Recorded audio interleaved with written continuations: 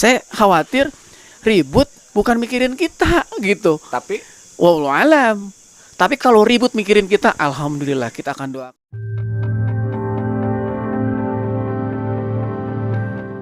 kata Pak Deki itu, ini perseteruan ini akan berimplikasi besar terhadap masyarakat gitu kan. Nah Pak Iman sebagai masyarakat, betul nggak sih sebetulnya gitu kan? Dirugikan ya. Ya yang dirugikan ya. Ya baik. Bismillahirrahmanirrahim. Semoga bisa mewakili apa yang dirasakan masyarakat kita, masyarakat Kabupaten Kuningan. Saya menganggap bahwa lama-kelamaan kalau ini terlalu berlarut, akhirnya masyarakat kita dipertontonkan oleh sebuah peristiwa yang mengganggu. Mengganggu pertama, kalau istilah saya itu kegembiraan jiwa gitu. Ada kegelisahan, ada rasa tidak enak karena punya pemimpin lagi nggak akrab, lagi nggak akur gitu.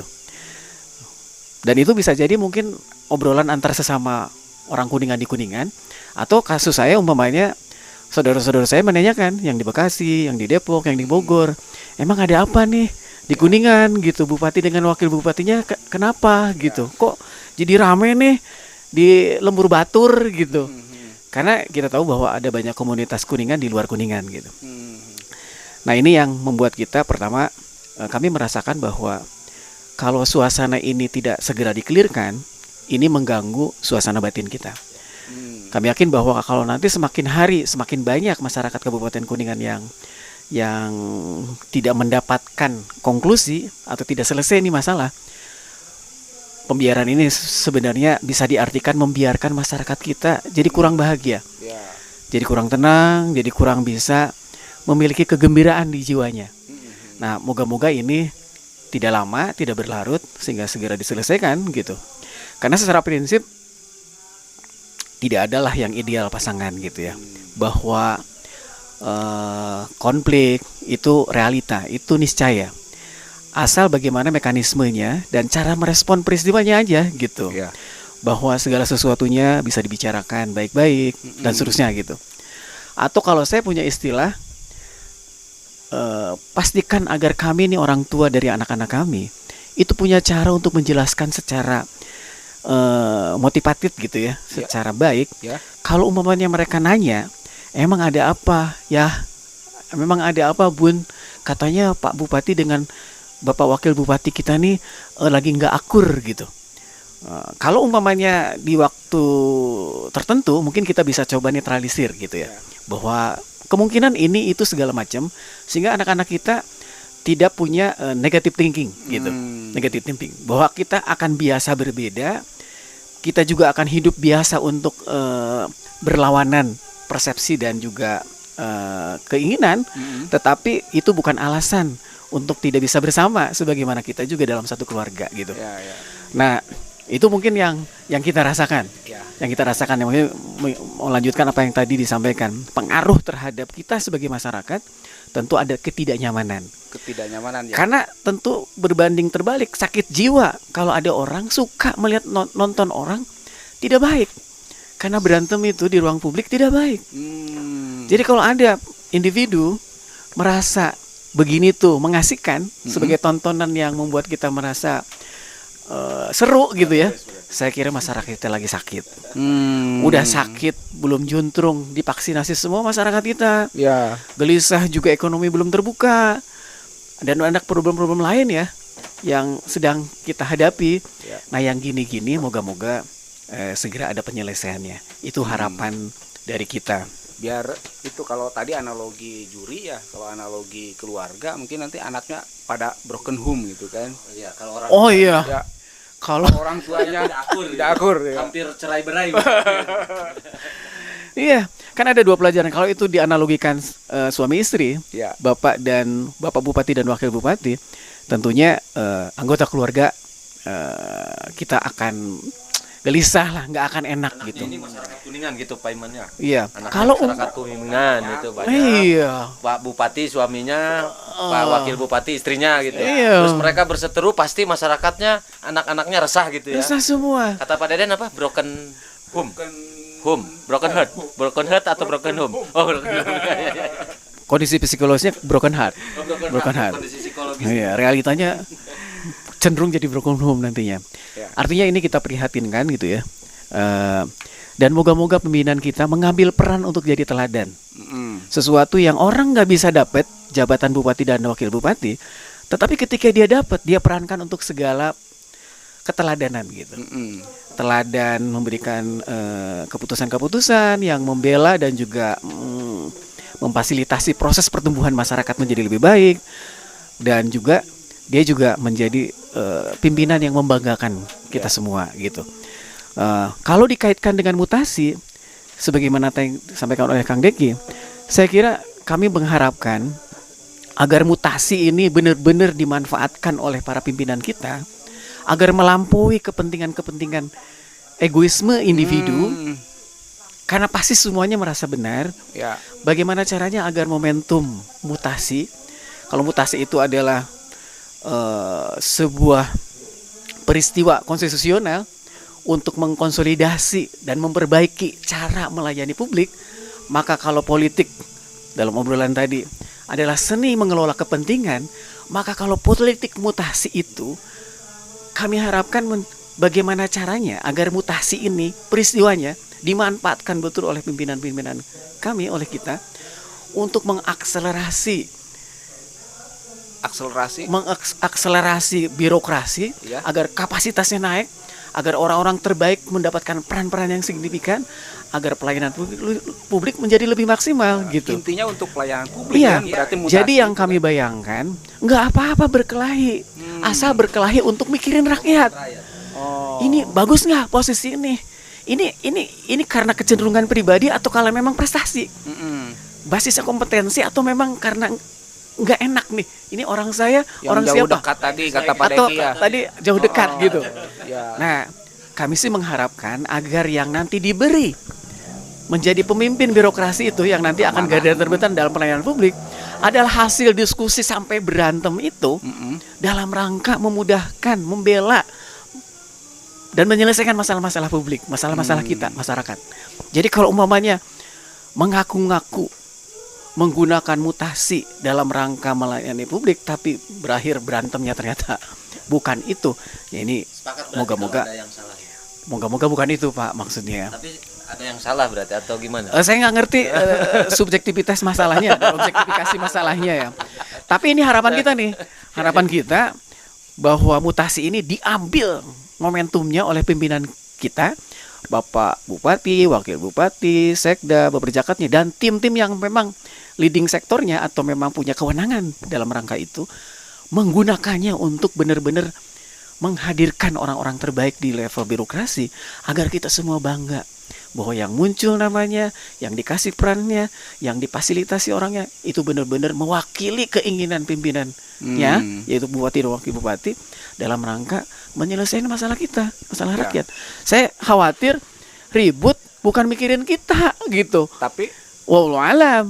Tapi kalau ribut mikirin kita, alhamdulillah kita akan doakan pemimpin kita menjadi pemimpin yang punya ujung yang baik dan punya prestasi yang baik lagi semua. Ya, Itu mungkin. ya, Adian. oke. Ke Pak Deki ya, mungkin ya. Kembali Pak Deki. Sebetulnya dari perseteruan ini siapa sih yang bersalah gitu kan? Pak Deden, kalau pertanyaannya siapa yang bersalah, tentu saya secara pribadi tidak bisa ya menjustifikasi atas kondisi ini. Siapa yang salah siapa? Tapi kalau pemimpin kita punya jiwa kesatria ya, sudah tidak perlu lagi kita cari siapa yang salah, siapa yang benar, Pak Iman. Tuntaskan saja persoalan ini dengan cara-cara yang baik. Maksudnya begini, kadang kalau kita mencari siapa yang salah dan siapa yang benar, kita akan berafiliasi pada salah satu kelompok yang tadi juga nanti, siapa yang dekat, siapa yang jauh lagi. Misal, Pak Deden sama saya lebih suka beranalogi, Kang. Ya, Karena misal Pak Deden sama Pak Iman ini sedang berantem nih. Ya. Kalau saya menyalahkan Pak Iman, otomatis saya berafiliasi dengan Pak Deden, begitu loh. Kalau saya membenarkan Pak Iman, otomatis saya berafiliasi sama Pak Iman. Ini kelemahan generasi penerus bangsa kita hari ini. Berarti dua-duanya salah sebetulnya. Ya, kalau mau dipersepsikan begitu silahkan. Bisa jadi dua-duanya benar, dua-duanya salah. bisa jadi silahkan Asal saja. ngambang sih. Tapi bukan.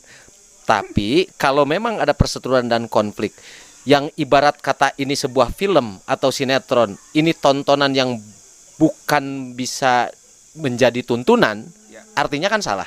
Hmm. Ya. Maksudnya saya akan menegaskan jawaban saya itu di sana gitu.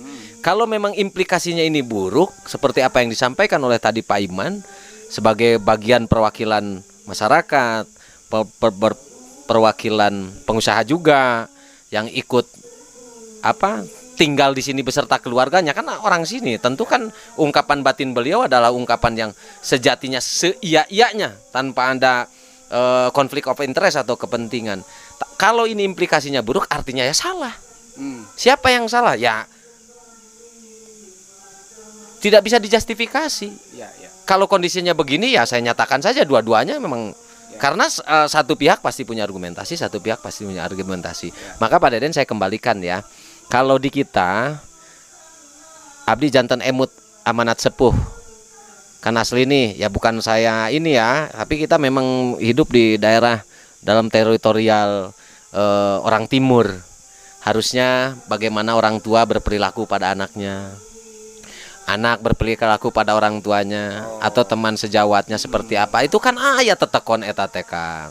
Aturan main itu ada turun temurun, kita coba jaga itu. Kalau itu bisa dilakukan, meren kolot nyaah ke anakna, anak hormat ka kolotna, silih dedeh ka papadana nusa. Wah, itu kan ini saya yakin tidak akan terjadi konflik-konflik seperti ini. Dan saya tegaskan kalau bisa sudah kita sebagai orang-orang yang berada di luar ring perseteruan ini tidak berpihak ke siapapun supaya ini tidak semakin runcing. Mari kita melihat ini secara objektif, tidak berpihak ke salah satu kelompok, yang ini yang salah, yang ini yang benar. Sudah hentikan obrolan-obrolan itu, Pak.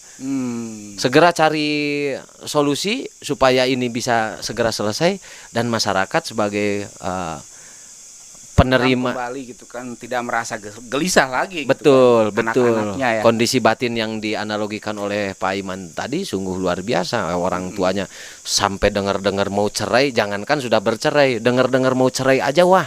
Ya. Sudah kelabakan tuh anak-anaknya tuh. Gitu loh Pak Deden. Jadi mudah-mudahan bisa segera tuntaslah soal ini. Oke. Itu. Oke Pak Iman, barangkali ada yang ingin disampaikan sebagai closing mungkin ya Pak Iman. Ya. Ya kami masyarakat Kabupaten Kuningan mengharapkan dan masih percaya bahwa menjadi pemimpin itu memuliakan, menaikkan martabat. Jadi jangan disia-siakan posisi itu. Manfaatkan, gunakan untuk segala kebaikan. Karena pemimpin itu sebenarnya soal multiplier effect. Sesuatu yang tidak yang efeknya dikit kalau dilakukan oleh orang biasa-biasa aja. Tetapi kalau umpamanya pimpinan yang lakukan, banyak orang yang mendapatkan manfaat, banyak orang yang tertolong, banyak orang yang terbantu gitu. Nah, jadi atas apa yang sekarang sedang terjadi pada kedua pemimpin kita berharap agar mereka melihat bahwa waktu ini, kesempatan ini dimanfaatkan sebaik-baiknya,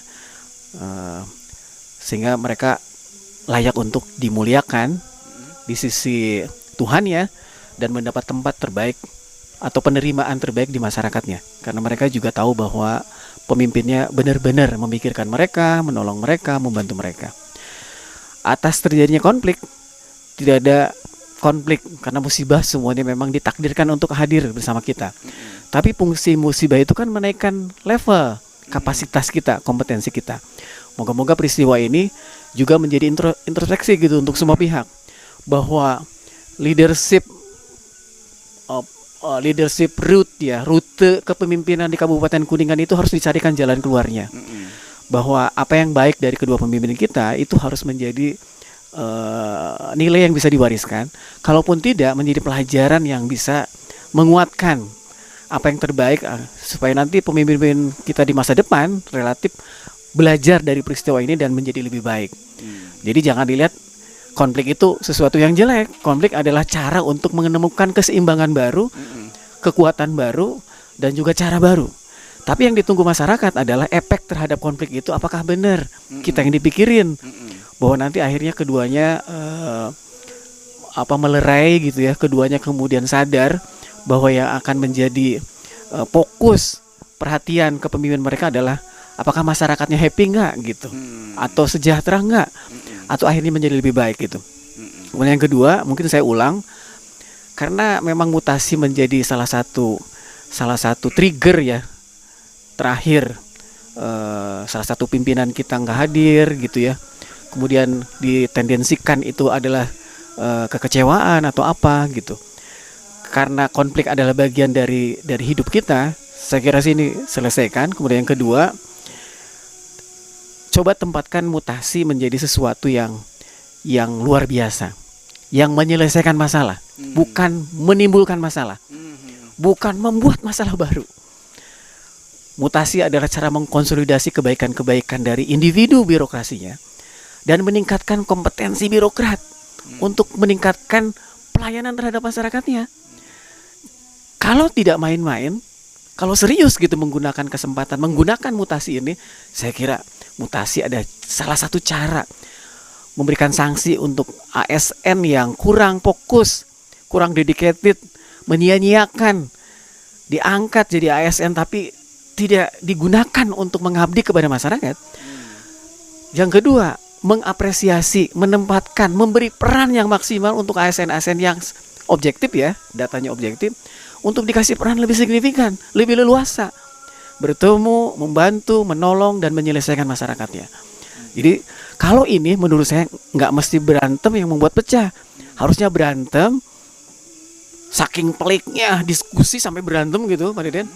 Tapi hasil berantem hebat itu masalah masyarakat selesai.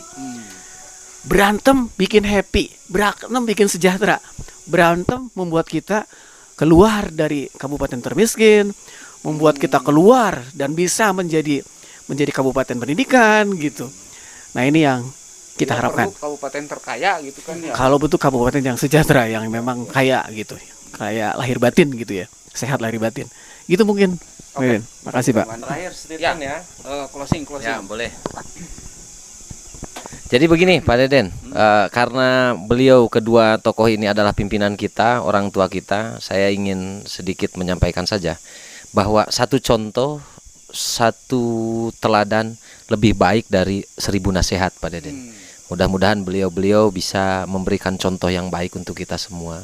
Karena walau bagaimanapun konflik ini akan terasa rancu, akan menggelisahkan batin kita semua. Satu itu. Yang kedua, di tengah-tengah interupsi pandemi ini Pak Deden, kita harus bahu-membahu. Kalau ada konflik gimana ceritanya? Di tengah-tengah kita mendapat predikat kedalaman dan keparahan kabupaten miskin, kalau di tengah-tengahnya kita ngurusin konflik, terus bagaimana? Apakah penanganan itu akan maksimal atau tidak? Dan yang lebih penting lagi, kita sedang dalam menuju kabupaten pendidikan. Masa suri tauladannya dari orang tua kita begitu. Jadi saya mohon dengan sangat dan penuh kerendahan hati kepada Pak Bupati dan Pak Wakil Bupati, kami sebagai anak-anak bapak-bapak mendoakan supaya konflik atau perseteruan ini bisa selesai dengan baik, tanpa ada yang dirugikan, baik Pak Bupati maupun Pak Wakil Bupati, terutama kami sebagai masyarakat dan anak-anak beliau. Mungkin itu Pak Deden. Terima kasih. Itu mungkin cukup, Kang Deki ya, Kang Iman. Pemirsa, kita cukupkan bincang santai yang serius sebetulnya. Sampai di sini, kita jumpa lagi di bincang santai berikutnya. Wassalamualaikum warahmatullahi wabarakatuh. Waalaikumsalam warahmatullahi wabarakatuh. Selalu ingat protokol kesehatan Pak Deden ya. Oh ya. Prokes 3M. Ya. 3M ya. 3M. Oke, makasih. Makasih Pak Deden. Kan ya? Iya, udah nanti panjang lagi. Yang penting prokes aja udah.